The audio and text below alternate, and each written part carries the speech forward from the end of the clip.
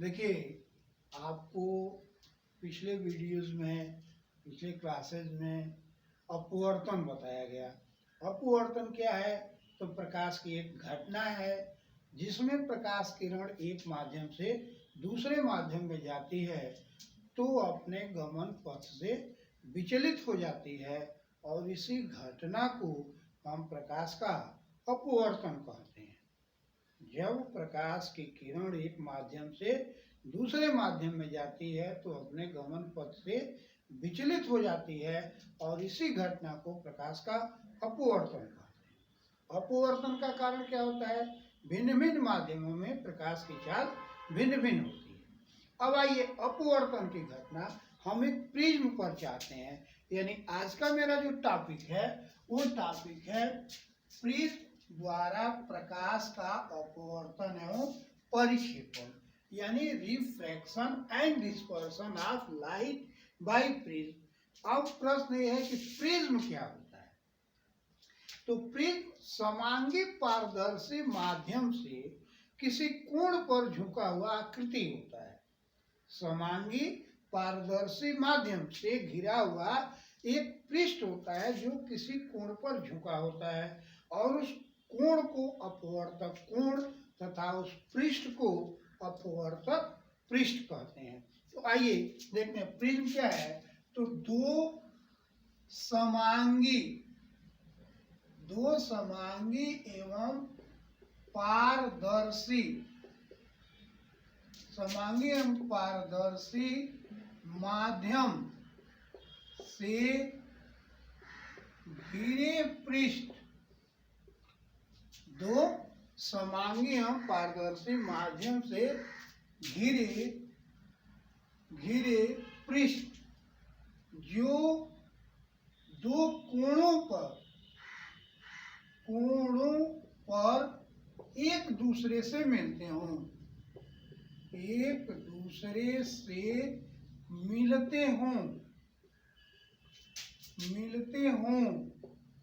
तो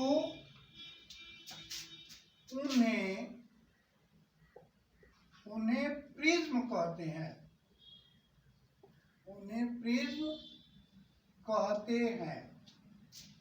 तथा उस कोण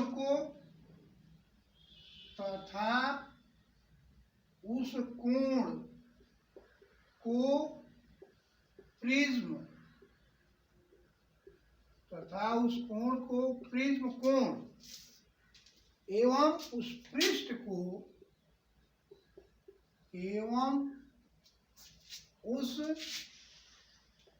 पृष्ठ को अपवर्तक पृष्ठ कहते हैं। उस पृष्ठ को अपवर्तक पृष्ठ, उस पृष्ठ को क्या कहेंगे? अपवर्तक पृष्ठ कहते हैं। जैसे मान लीजिए कि हमने यह एक प्रिज्म बना लिया। अब यहां हमने नाम दे दिया ए, बी और सी। अब यहां देखिए ये और ये जो समांगी माध्यम है यहाँ झुके हुए हैं, ये को प्रिज्म कोण कहते हैं और ये जो दो पृष्ठ होंगे ये अपवर्तक पृष्ठ हो गए, क्योंकि प्रकाश की किरण अब इस पर डालेंगे तो इधर निकलेगी। अब आता है कि आपतन कोण, और इसमें एक विचलन कोण की बात आती है, क्योंकि प्रकाश की किरण जब इससे इस माध्यम पे पड़ेगी तो ये सघन है और ये माध्यम विरल है।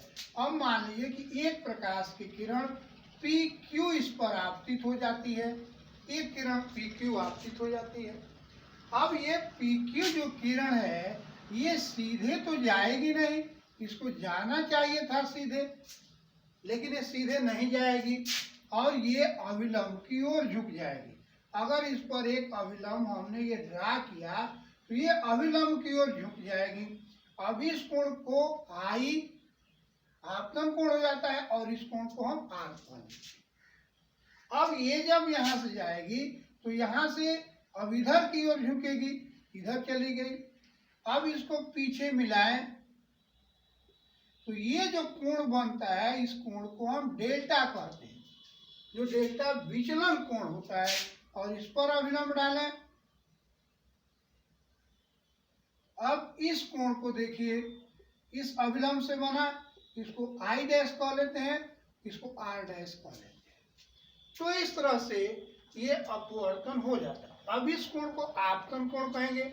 और यहाँ जो डेल्टा दिखाया गया, डेल्टा को विचलन कोण कहते हैं। विचलन कोण, डेविएशन एंगल, क्या कहेंगे? डेविएशन एंगल कहते हैं। क्योंकि जो लाइट रेज थी वो लाइट रेज डिफ्लेक्ट हो गई, इसलिए उसको हम डिफ्लेक्शन एंगल नाम देते हैं, डेविएशन एंगल नाम देते हैं। डेविएट कर गई, विचलित हो गई, क्योंकि उसको सीधा जाना चाहिए था लेकिन वो सीधा नहीं गई, डेविएट कर गई। अब इस आपतन कोण आई यहाँ जो लिखा गया, और आई को हम लिख देंगे आपतन कोण। आई क्या हो जाएगा? आपतन कोण, इंसिडेंट एंगल, इंसिडेंट एंगल। और आर जो होता है, आर रिफ्लेक्टेड एंगल होता है, अपवर्तक। आर जो होता है अपवर्तक कोण होता है, रिफ्लेक्टेड एंगल, रिफ्लेक्टेड एंगल। तो ये दो चीजें होंगी, विचलन कोण हो गया और आपतन कोण हो गया। और ये जो किरण हुई वो क्या हुई? आपतित किरण हुई। अब ये जो घटना हुआ अपवर्तन का हुआ, और किस पर हुआ? तो प्रिज्म पर हुआ। अब आपतन कोण और विचलन कोण के बीच एक ग्राफ खींचते, कर्व खींचते हैं, और उस कर्व को हम डेल्टा आई कर्व बोलते हैं।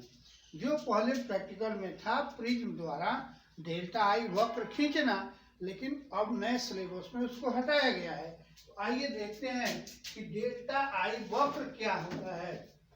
डेल्टा आई वक्र खींचेंगे तो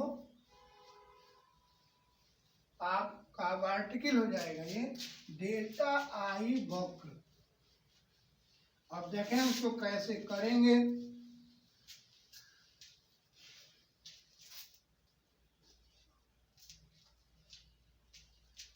डेल्टा आई वक्र यानी graph between delta and I.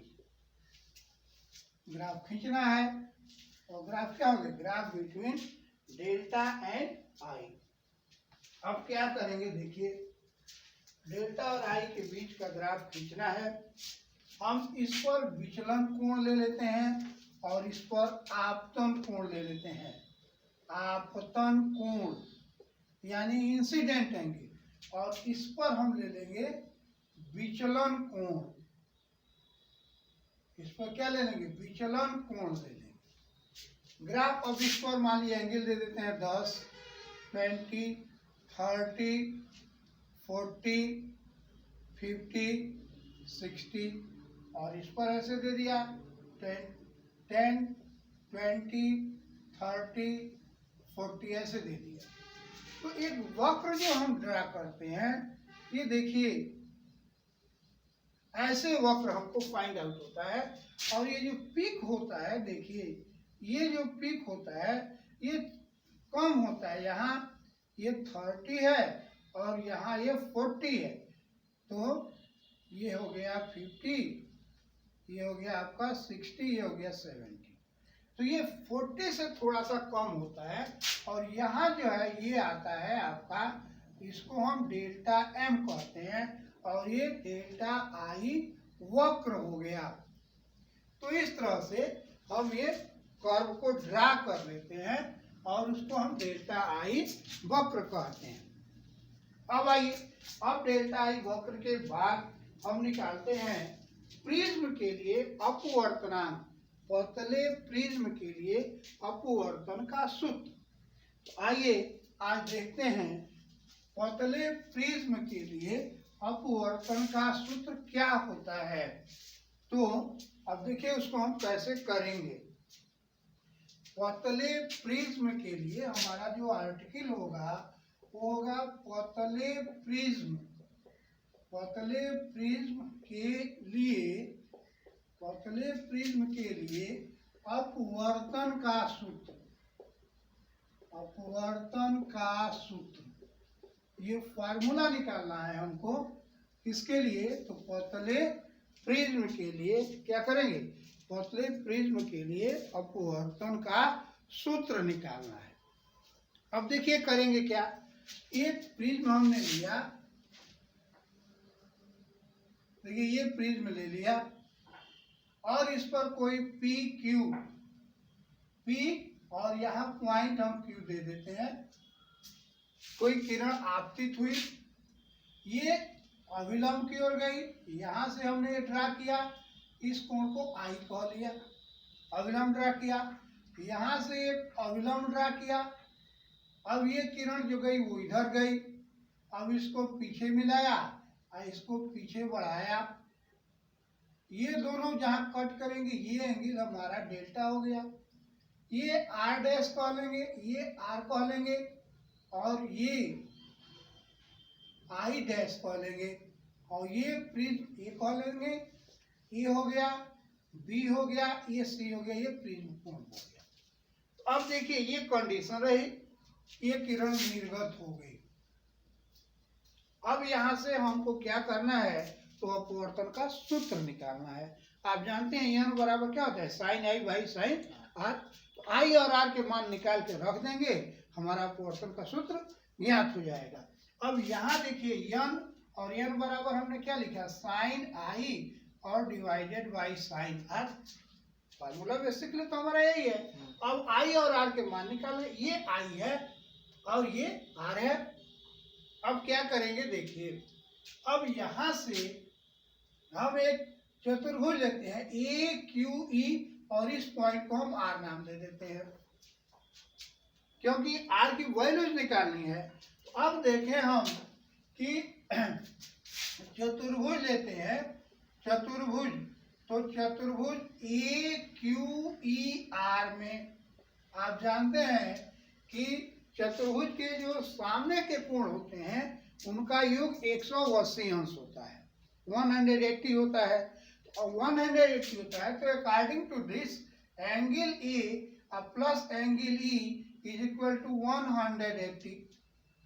हमको एक इक्वेशन ही मिल जाएगा, एक इक्वेशन ही मिल जाएगा। अब आइए, अब ट्रायंगल लेते हैं हम। ट्रायंगल देखिए ये क्यू आर ई में, क्यू आर ई में, तो ट्रायंगल में जो तीनों एंगल होते हैं, तीनों एंगल का जो सम होता है 180 होता है।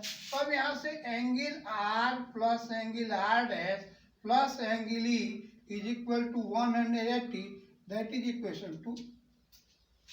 अब इक्वेशन 2 में देखिए और ये 1 में एंगल ई इसमें भी है, एंगल ई इसमें भी है, तो इसका दोनों का एडिशन 180 है। इसका मीनिंग हुआ कि r plus R dash equal to A, according to equation 1 and 2। अब equation 1 and 2 we get, equation 1 and 2 से हम क्या पा जाएंगे? तो angle A is equal to angle R plus angle R dash, या हम इसको ऐसे लिख दें A is equal to R plus R dash, या 2r is equal to A, it means r equal to A by 2। क्यों? क्योंकि r equal to R dash, ये दोनों इक्वल हो जाएंगे, r plus R dash equal हो जाएंगे। अब आइए, अब यहाँ हम जो डेविएशन एंगल है जरा उस पर विचार करते हैं। जो डेविएशन एंगल है उस डेविएशन एंगल पर जरा विचार करें तो देखें क्या हो जाएगा। अब यहाँ हम ले लेते हैं, इस पॉइंट को हमने नाम दे दिया के नाम दे दिया। तो अब देखिए ट्रायंगल हमने लिया क्यू के आर में, देख रहे हैं क्यू के यह ले लिया और आर में, तो डेल्टा बहिष्य कोण है। किसी भी त्रिभुज का बहिष्य कोण अपने दो अंतःकोणों के योग के बराबर हो जाता है। किसी भी त्रिभुज का बहिष्य कोण अपने दो अंतःकोणों के योग के बराबर हो जाएगा। अब उस पॉइंट ऑफ व्यू से हम करेंगे तो देखिए इस एंगल की हम बात करना चाहते हैं, ये एंगल और ये एंगल की बात करना चाहते हैं। तो ये कंप्लीट देखिए, ये डॉट डॉट होता तो ये कंप्लीट आई होता, तो उस एंगल की वैल्यू हो जाएगी, ये जो एंगल होगा वो आई माइनस आर हो जाएगा। और यहाँ यह जो एंगल होगा उसको हम दिखा रहे हैं I dash minus R dash हो जाएगा। अब उस ट्रायंगल में देखिए, तो उस ट्रायंगल में यानी ट्रायंगल क्यू के आर में डेल्टा भविष्य कोण है, तो ये हो जाएगा I minus R plus I dash minus R dash, क्योंकि किसी भी त्रिभुज का भविष्य कोण अपने दो अंतः कोणों के योग के बराबर होता है। अब बराबर, अब यहाँ देखिए क्या हो गया, आई को एक पास ले लें, I plus I dash plus R, sorry minus कर लिया, minus R plus R dash, देखिए ये हो जाएगा। और थोड़ा बड़ा लिखते हैं, I plus I dash minus हो जाएगा R plus R dash, minus हो जाएगा।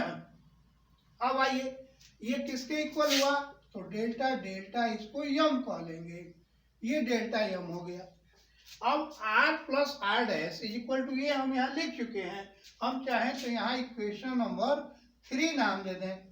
अब इसको हम लिख सकते हैं delta M is equal to I plus I dash, अब माइनस कैपिटल ए, क्यों, r प्लस आर डैश के इक्वल हमने क्या लिख दिया, ये लिख दिया। अब ये को इधर कर लें, तो delta M plus A is equal to हो गया I plus I plus I dash, और again I plus I dash equal होंगे, तो हम लिख सकते हैं I is equal to I dash, तो हम यहाँ लिख सकते हैं 2i is equal to delta M plus A, या अब यहाँ से i इज इक्वल टू क्या हो जाएगा, तो delta M plus A by 2, इसको हम लिख देंगे इक्वेशन नंबर 4। अब इक्वेशन 1 एंड 4 से देखिए, हमने आई और आर की वैल्यू फाइंड आउट कर लिया। जब आई और आर की वैल्यू फाइंड आउट हो गई, तो हम रख देंगे ऊपर जो माने थे, मान लीजिए इक्वेशन हम पी मान रहे हैं, तो इक्वेशन पी में, तो अब then putting the value of I and R in equation P, हमने इस इक्वेशन को पी माना। अब ये हो कितना जाएगा, I is equal to sine delta M plus A upon 2, और डिवाइडेड बाई हो जाएगा साइन ए बाई 2। ये हमारा फार्मूला डेवलप हो गया, sine delta M plus A by 2 और डिवाइडेड बाई कितना, तो साइन ए बाई 2। ये प्रिज्म के लिए अपवर्तन का सूत्र है, और अब इस सूत्र का उपयोग हम आगे करेंगे। अब आगे कल के वीडियो में उसको देखा जाएगा। आज इतना ही।